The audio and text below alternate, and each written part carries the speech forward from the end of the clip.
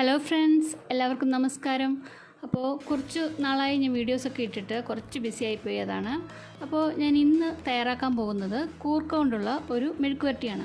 അപ്പോൾ കൂർക്ക എല്ലാവർക്കും ഇഷ്ടമാണ്, പക്ഷേ അതിൻ്റെ തൊലി കളയാന്നുള്ളത് കുറച്ച് ബുദ്ധിമുട്ടുള്ള കാര്യമാണ്. അപ്പോൾ അത് എങ്ങനെയാണ് കുറച്ച് ഈസി ആയിട്ട് ചെയ്യാമെന്ന് ഞാനിതിൽ കാണിച്ചു തരാം. അപ്പോൾ ആദ്യമായിട്ടാണ് നിങ്ങൾ ഈ ചാനൽ കാണുന്നതെങ്കിൽ ഒന്ന് സബ്സ്ക്രൈബ് ചെയ്യാൻ മറക്കരുത്. അപ്പോൾ നേരെ വീഡിയോയിലേക്ക് കിടക്കാം. അപ്പോൾ ഇതിന് തൊലി കളയാനായിട്ട് നിങ്ങൾ ഒരു വലിയ തുണി എടുക്കണം.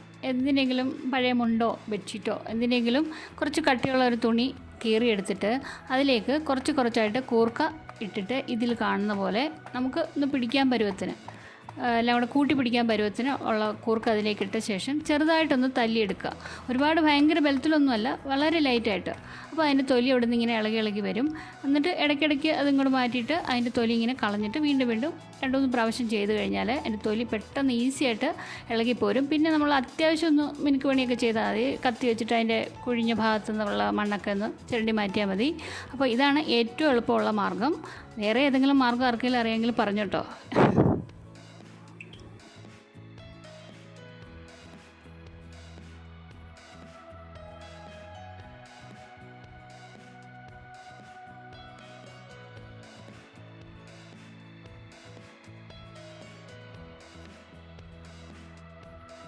അപ്പോൾ ഇത് ഞാൻ നന്നായിട്ട് തൊലിയെല്ലാം കളഞ്ഞ് മണ്ണൊക്കെ കളഞ്ഞ് നന്നായിട്ട് കഴുകി ഇപ്പോൾ നല്ല നീളത്തിൽ അരിഞ്ഞ് എടുത്തിട്ടുണ്ട്.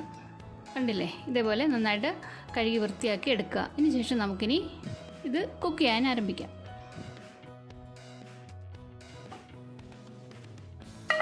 അപ്പോൾ ഒരു പാൻ ചൂടാക്കിയിട്ട് അതിലേക്ക് അല്പം വെളിച്ചെണ്ണ ഒഴിച്ചു കൊടുക്കുക. ഏതെണ്ണയാലും കുഴപ്പമില്ല.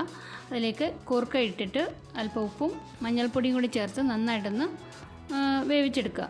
അതിനുശേഷം ഇത് വെള്ളമൊന്നും ഒഴിക്കേണ്ട ആവശ്യമില്ല. ഇങ്ങനെ എണ്ണയിൽ തന്നെ ചെയ്യുന്നതുകൊണ്ട് നല്ല ക്രിസ്പി ആയിട്ട് ഇത് വരും. അപ്പോൾ നമുക്ക് അങ്ങനെ ചെയ്യാം.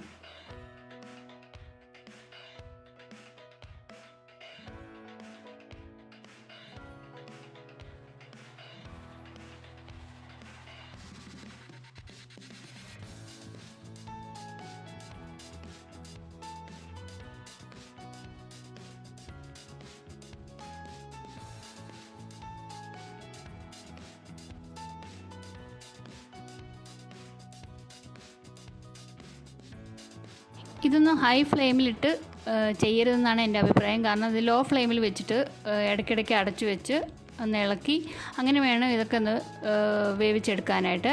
എന്നാലേ മെഴുക്കുവരട്ടി ഉണ്ടാക്കുമ്പോൾ അതിൻ്റേതായ ഒരു ടേസ്റ്റ് കിട്ടുള്ളൂ. ഇല്ലെങ്കിൽ കുറച്ച് എന്താ പറയുക, കരിഞ്ഞൊക്കെ ഇരിക്കും, നന്നായിട്ട് വേവുമില്ല. അപ്പോൾ അങ്ങനെയൊന്നും ചെയ്യരുത്. നമ്മൾ നല്ല സമയം എടുത്തിട്ട് തന്നെ ചെയ്യണം. ഇതിൻ്റെ ഏറ്റവും ലാസ്റ്റായിട്ട് നല്ല ക്രിസ്പിയായി വെന്ത് വന്നതിന് ശേഷം മാത്രം നമ്മൾ മുളക് പൊടി ചേർത്ത് ജസ്റ്റ് ഒരു 2-3 മിനിറ്റ് കൂടി ഒന്ന് ഇളക്കി എടുത്താൽ മതി. നല്ല ടേസ്റ്റായിട്ടുള്ള കൂർക്ക മെഴുക്കുവരട്ടി നമുക്ക് കിട്ടുന്നതാണ്. അപ്പോൾ ഈ വീഡിയോ എല്ലാവർക്കും ഇഷ്ടമായെന്ന് കരുതുന്നു. എല്ലാവർക്കും ഇത് പെട്ടെന്ന് റെഡിയാക്കി എടുക്കാൻ മനസ്സിലായി കാണുമെന്നും വിശ്വസിക്കുന്നു. അപ്പോൾ വീഡിയോ ഇഷ്ടപ്പെട്ടാൽ ഒരു ലൈക്ക് കൊടുക്കണം, മറക്കരുത്. അതുപോലെ തന്നെ സബ്സ്ക്രൈബ് ചെയ്യാത്തവരാണെങ്കിൽ ചെയ്യാനും മറക്കരുത്. അപ്പോൾ നമുക്ക് അടുത്തൊരു വീഡിയോ ആയിട്ട് കാണാം. അതുവരെ ബൈ.